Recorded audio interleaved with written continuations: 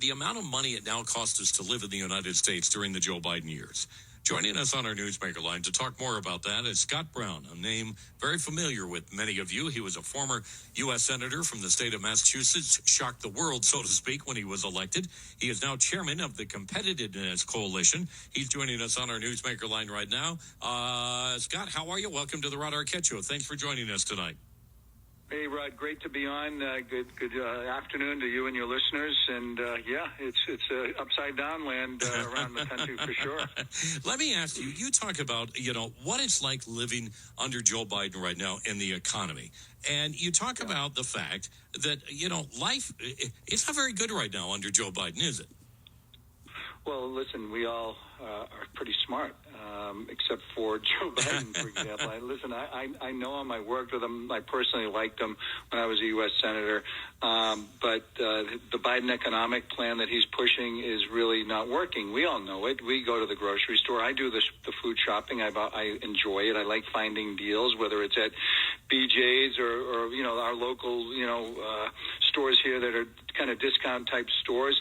And I went in the store yesterday for a dozen of just regular old medium-sized eggs because the large were like $3.88.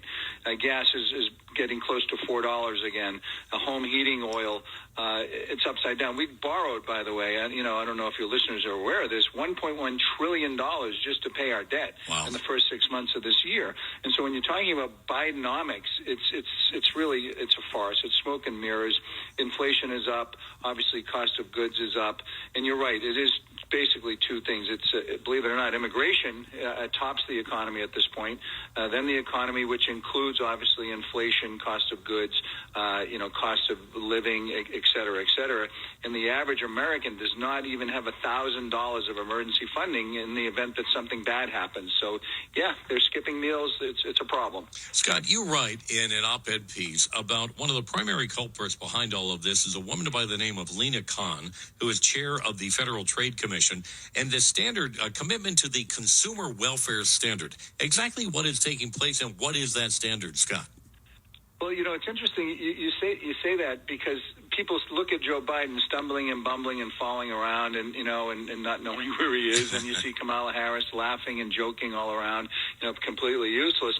But what people forget is that in the administration they have these ideologues, these idealistic young people who have agendas. They're unelected, they're unaccountable, and basically they're doing anything and everything they can to thwart American businesses. For example, the welfare standard basically places the priorities of customers, not companies. For example, if you're going on Amazon or you're going to Walmart or the dollar store and you're getting good quality goods for cheaper price, that's a good thing, you would think, but not under this administration. They say that the companies are too powerful, they're too big, and they want to break them up.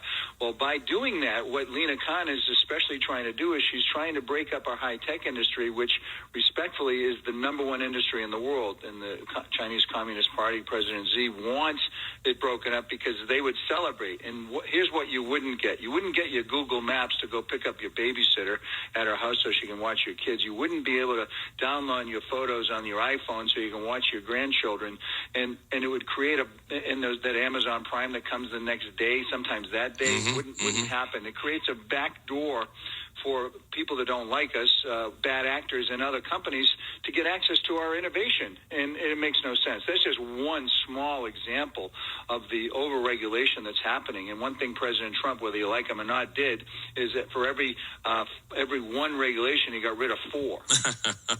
I think he could get rid of 10 and nobody would notice, to be real honest, Easy. Scott, Easy. It's not only happening at the FTC, but also at the Justice Department. What's going on there? Well, listen, the Justice Department is, they have a blank slate. They're going after basically anybody who doesn't agree with them. Obviously, they're stopping mergers, which, you had with Kroger and Albertsons, wanted to do a merger. You had JetBlue and Spirit and others. And what they're doing is they're ganging up on basically our innovators and our businesses.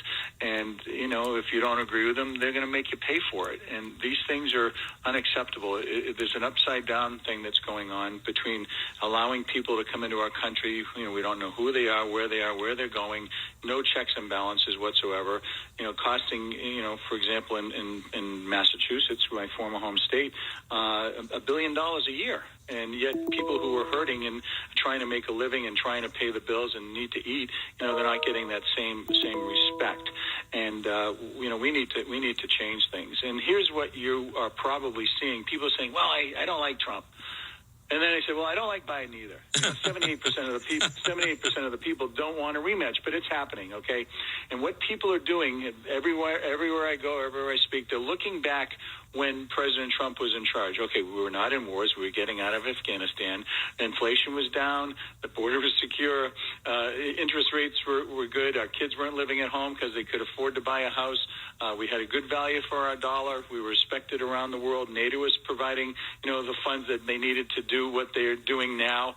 And then they look at what's happening with Biden. The border's a mess. We have,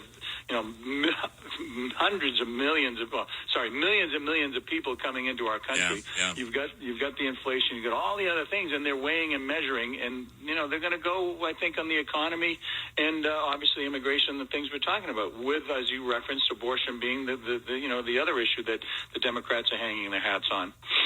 Going to be interesting to see what happens. Yeah, we'll just keep our fingers crossed. We get some changes underway. Scott, great having you on the show. We look forward to having you back. Thank you, Scott. I'd love to be on. Best to everybody. Have a good almost weekend. Cheers. All right. That's Scott Brown, former U.S. Senator from the state of Massachusetts. Remember, he shocked the